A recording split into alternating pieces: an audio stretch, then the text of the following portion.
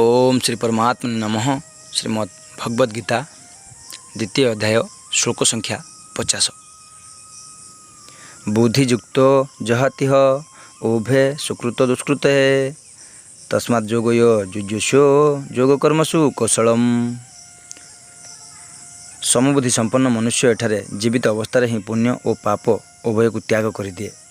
तेणु तुमे योग समता प्राप्ति निमंते यत्नशील हो, कारण योगी ही कर्म कुशलता। व्याख्या बुद्धियुक्त जहातिह उभय सकृतु दुष्कृते। समतायुक्त मनुष्य जीवित अवस्था ही पाप और पुण्य त्याग कर दिए, अर्थात ताकू पाप और पुण्य लगे ना, से एथिर मुक्त हो जाए।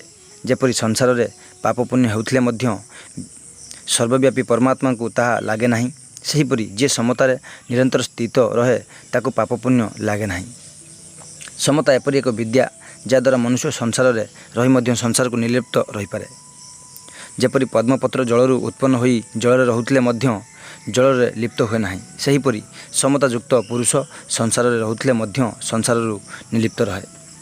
पाप पुण्य ताहाकू स्पर्श करि पारे नाही, अर्थात से सेथिरु असंग रहे। वास्तव में स्वयं चेतन स्वरूप पाप पुण्यरु मुक्त केवल शरीरादि असत पदार्थ संगे संबंध जोड़बारु ही पाप पुण्य लगुछि। यदि स्वयं असत पदार्थ सहित संबंध न जोड़ब ताहले आकाश परि निर्लिप्त रहिबो, एहाकू पाप पुण्य लागिबो नाही। तस्मात् योगाय जुजुषो, तेणु तुमे योगरे युक्त हो, अर्थात निरंतर योगरे स्थित रुह। प्रकृत में समता तुमर स्वरूप, तेणु तुमे अविरत समतार ही स्थित अछ। केवल रागद्वेष जोगु तुमको सही समतार अनुभव हेउ नाही। तुमे यदि सर्वदा समतार स्थित रहु नथांत, सुख और दुख दुईटी भिन्न भिन्न बोली ज्ञान होता किपरि? तुमको ए दुईटीर ज्ञान हेबार अर्थ तुमे एगुड़िकर आसवा जीवारे सदा समरूपे स्थित रहुछ। यही समता को तुमे अनुभव कर। योग कर्मसु कौशलम, कर्म योग ही कुशलता, अर्थात कर्मर सिद्धि बा असिद्धि रे और सही कर्मफल प्राप्ति बा अप्राप्ति रे सम रहिबा हेउची कर्म कुशलता।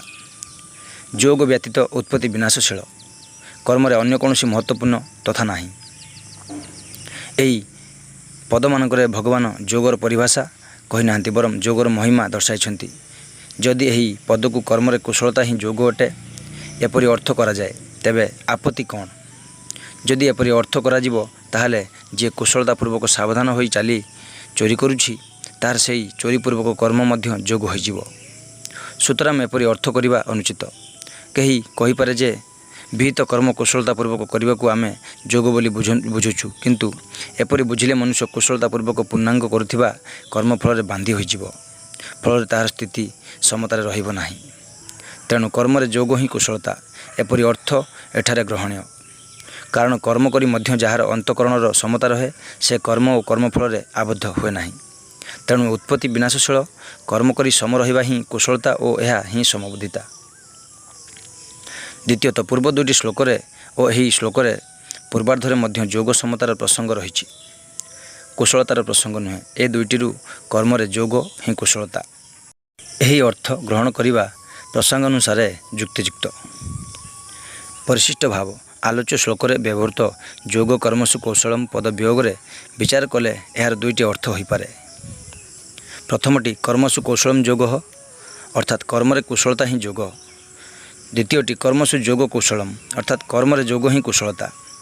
यदि प्रथम अर्थटी ग्रहण करा जिवो जे कर्म कुशलता ही योग, तेबे जे अत्यंत कुशलता और सावधानतापूर्वक चोरी ठकामी आदि करुछि ताहार कर्म योग हो जिवो। मात्र एपरि अर्थ ग्रहण करिबा उचित नुहे।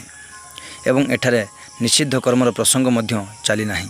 जदि एठारे शुभकर्म कुशलतापूर्वक करिबार नाम योग बोली ग्रहण करा जाए तेबे मनुष्य कुशलतापूर्वक पूर्णांग करिथिबा शुभकर्मर फल बांधी होइजिवो।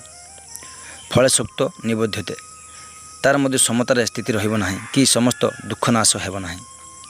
शास्त्र रे अछि कर्मणा बाध्यते जंतु, अर्थात कर्म द्वारा मनुष्य बांधी हो जाए। अतः जो कर्म स्वभावतः बंधनकारक ताहा मुक्ति प्रदायक होइजिबा ही कर्म कुशलता। योग बा समता द्वारा मुक्ति मिले, कर्म कुशलता द्वारा नुहे। योग समतार आदि और अंत नाही, मात्र कर्मक्षेत्र जेते श्रेष्ठ होइथिले भी सेगुड़िकर आदि और अंत अछि। एवं संयोग और वियोग हेउछि, ताहा द्वारा मुक्ति मिलिब किपरि? नाशवान द्वारा ଅବିନାଶର ପ୍ରାପ୍ତି ସମ୍ଭବ ହେବ କିପରି? ସମତା ପରମାତ୍ମାଙ୍କର ସ୍ୱରୂପ, ନିର୍ଦ୍ଦୋଷମ୍ ହିଁ ସମଃ ବ୍ରହ୍ମ। ଏଣୁ ମହତ୍ତ୍ୱ ହେଉଛି ଯୋଗର କର୍ମର କୌଣସି ମହତ୍ତ୍ୱ ନାହିଁ। ଯଦି ପ୍ରଥମ ଅର୍ଥଟି ଠିକ୍ ବୋଲି ଗ୍ରହଣ କରାଯାଏ ତେବେ ମଧ୍ୟ ସମତା ଓ ନିଷ୍କାମ ଭାବକୁ କୁଶଳତାର ଅନ୍ତର୍ଗତ କହିବାକୁ ହେବ। ଯଦି କର୍ମରେ କୁଶଳତା ହିଁ ଯୋଗ ତେବେ ସେହି କୁଶଳତା କ'ଣ? ଏହାର ଉତ୍ତରରେ କହିବାକୁ ପଡ଼ିବ ଯେ ଯୋଗ ସମତା ହିଁ କୁଶଳତା। ଏପରି ସ୍ଥଳେ କର୍ମରେ ଯୋଗ ହିଁ କୁଶଳତା। ଏପରି ସିଧା ଅର୍ଥ କଲେ ଅସୁବିଧା କ'ଣ? ଯେହେତୁ ଯୋଗ କର୍ମସୁ କୌଶଳମ୍ ପଦରେ ଯୋଗ ଶବ୍ଦ ବ୍ୟବହୃତ ହୋଇସାରିଛି, ତେଣୁ କୁଶଳତାର ଅର୍ଥ ଯୋଗ ବୋଲି ଗ୍ରହଣ କରିବା ଅନାବଶ୍ୟକ।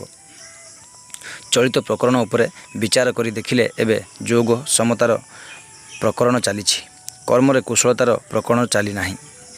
ଭଗବାନ ସମତ୍ୱମ୍ ଯୋଗ ଉଚ୍ୟତେ କହି ଯୋଗର ସଂଜ୍ଞା ମଧ୍ୟ କହିସାରିଛନ୍ତି। ତେଣୁ ଏହି ପ୍ରକରଣରେ ଯୋଗ ହିଁ ଗ୍ରହଣୀୟ, କର୍ମରେ କୁଶଳତା ନୁହେଁ। ଯୋଗ ହିଁ କର୍ମରେ କୁଶଳତା, ଅର୍ଥାତ୍ କର୍ମ କରୁଥିଲେ ମଧ୍ୟ ହୃଦୟରେ ସମତା ରହିବା ଓ ରାଗଦ୍ୱେଷ ଜାତ ନ ହେବା ହିଁ କର୍ମରେ କୁଶଳତା। ସୁତରାଂ ଯୋଗ କର୍ମସୁ କୌଶଳମ୍ ଯୋଗର ସଂଜ୍ଞା ନୁହେଁ ବରଂ ଯୋଗର ମହିମା। ଆଲୋଚ୍ୟ ଶ୍ଲୋକର ପୂର୍ବାର୍ଦ୍ଧରେ ଭଗବାନ କହିଥିଲେ ଯେ ସମତାଯୁକ୍ତ ମନୁଷ୍ୟ ପାପ ଓ ପୁଣ୍ୟ ଉଭୟରୁ ରହିତ ହୋଇଯାଏ। ଯଦି ମନୁଷ୍ୟ ପାପ ଓ ପୁଣ୍ୟ ଉଭୟରୁ ରହିତ ହୋଇଯାଏ ତେବେ ଆଉ କେଉଁ କର୍ମ ବାକି ରହିଲା ଯେ କୁଶଳତାପୂର୍ବକ କରାଯିବ? ପାପ ଓ ପୁଣ୍ୟରୁ ରହିତ ହେବାର ଅର୍ଥ ନୁହେଁ ଯେ ସେ କୌଣସି କ୍ରିୟା କରେ ନାହିଁ, କାରଣ କୌଣସି ମନୁଷ୍ୟ କଦାପି କ୍ଷଣ ମାତ୍ରେ ବି କର୍ମ ନ କରି ରହିପାରିବ ନାହିଁ। ସୁତରାଂ ଏଠାରେ ପାପ ଓ ପୁଣ୍ୟ ଉଭୟରୁ ରହିତ ହେବାର ଅର୍ଥ ହେଉଛି ତାହାର ଫଳରୁ ରହିତ ହେବା। ଆଗକୁ 51ଶହ ଶ୍ଲୋକରେ ମଧ୍ୟ ଭଗବାନ ଫଳମ୍ ତ୍ୟକ୍ତ ପଦରେ ଫଳତ୍ୟାଗ କଥା କହିଛନ୍ତି। ଗୀତାର ଅଷ୍ଟାଦଶ ଅଧ୍ୟାୟରେ 10ମ ଶ୍ଲୋକରେ ମଧ୍ୟ କୁଶଳ ଶବ୍ଦ ବ୍ୟବହୃତ ହୋଇଛି।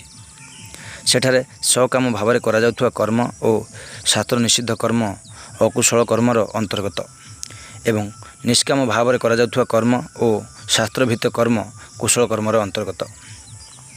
ଅକୁଶଳ ଓ କୁଶଳ କର୍ମର ତ ଆଦି ଅନ୍ତ ହୁଏ, କିନ୍ତୁ ଯୋଗର ଆଦି ଅନ୍ତ ହୁଏ ନାହିଁ। ରାଗ ଓ ଦେଶ ହିଁ ବନ୍ଧନକାରକ, କୁଶଳ ଓ ଅକୁଶଳ କର୍ମ ନୁହେଁ। ଅତଏବ ରାଗପୂର୍ବକ କରାଯାଉଥିବା କର୍ମ ଯେତେ ଶ୍ରେଷ୍ଠ ହୋଇଥିଲେ ବି ତାହା ବନ୍ଧନରେ ପକାଏ। ସେହି କର୍ମ ଦ୍ୱାରା ବ୍ରହ୍ମ ଲୋକପ୍ରାପ୍ତି ହୋଇଗଲେ ମଧ୍ୟ ସେଠାରୁ ଲେଉଟି ଆସିବାକୁ ପଡ଼େ।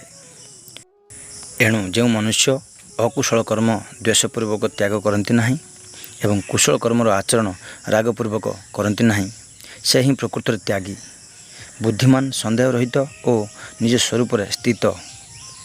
ଉପଯୁକ୍ତ ବିବେଚନାରୁ ପ୍ରମାଣିତ ହେଲା ଯେ ଯୋଗ କର୍ମସୁ କୌଶଳମ୍ ପଦର ଅର୍ଥ କର୍ମରେ ଯୋଗ ହିଁ କୁଶଳତା ବୋଲି ଗ୍ରହଣ କରିବା ଉଚିତ। ଭଗବାନ ମଧ୍ୟ ଯୋଗରେ ସ୍ଥିତ ହୋଇ କର୍ମ କରିବାକୁ ଆଜ୍ଞା ଦେଇଛନ୍ତି। ଯୋଗସ୍ଥଃ କୁରୁ କର୍ମାଣି ତାତ୍ପର୍ଯ୍ୟ ହେଲା କର୍ମର କୌଣସି ମହତ୍ତ୍ୱ ନାହିଁ, ସବୁ ମହତ୍ତ୍ୱ ଯୋଗ ବା ସମତାର।